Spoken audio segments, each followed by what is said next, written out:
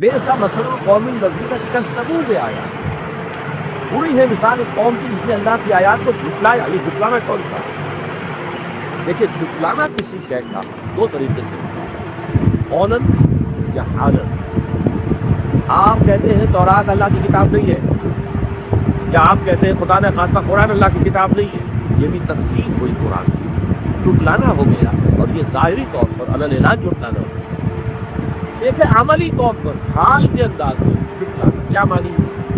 ہاں، قرآن اللہ کا کلام تو ہے، لیکن کیا کروں، سود کے بغیر تو گزارا نہیں۔ اب یہاں آپ نے قرآن کے ایک حکم کو جو کہ اس نے صد و بد کے ساتھ دیا ہے، اس کی نفی کر دی۔ یہ جھٹلانا ہے، آپ نے اپنے عمل سے جھٹلانا۔ قرآن یہ کہہ رہا ہے، آپ کچھ اور کر رہے ہیں۔ قرآن کہتا ہے ادھر جاؤ، آپ کسی اور طرف جا رہے ہیں۔ تو گویا کہ تکذیب ہے، یہ تکذیب حالی ہے، یہ تکذیب عمل ہے۔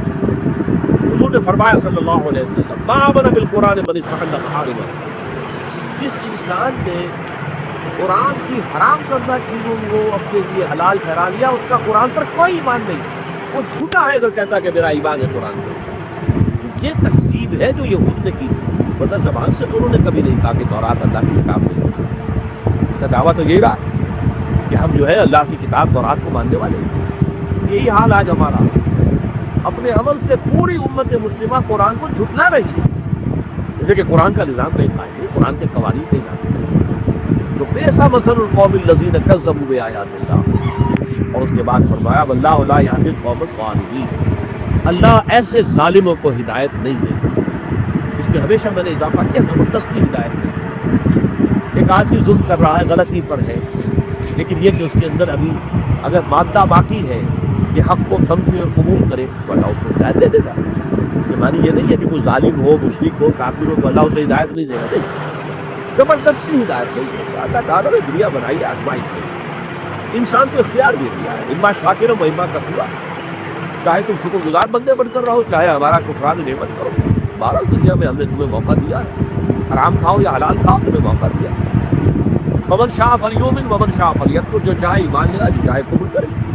یہ نہیں ہے جو کفر کرے گا فوراً گردن دبا دی جائے گی، مار دیا جائے گا، ختم کر دیا جائے گا۔ آخر حضور کے مخالفین بدترین تھے کافر، ابو جہل ہو کوئی ہو، انہیں چھوڑ دی گئی کہ نہیں۔ یہ تو اصل میں قرآن جو ہے کہتا ہے کہ دنیا تو آزمائش کی ہے، لیکن اللہ نہ زبردستی کسی کو گمراہ کرتا ہے، نہ زبردستی کسی کو ہدایت دیتا ہے۔ اگر وہ زبردستی گمراہ کرے یا ہدایت دے تو پھر وہ چوائس تو ختم ہو جائے، پھر وہ امتحان کا معاملہ تو ختم ہو جائے۔ جس میں اقبال کہتا ہے قرآن مجید کی آیت کی ترجمانی کرتے ہیں، قرآن کہتا ہے خلق الموت والحیات لیبلوکم ایکم احسن عملا، اس نے یہ موت و حیات کا سلسلہ اس لیے بنایا ہے کہ تمہیں آزمائے کہ کون ہے تم میں سے اچھے عمل کرنے والے۔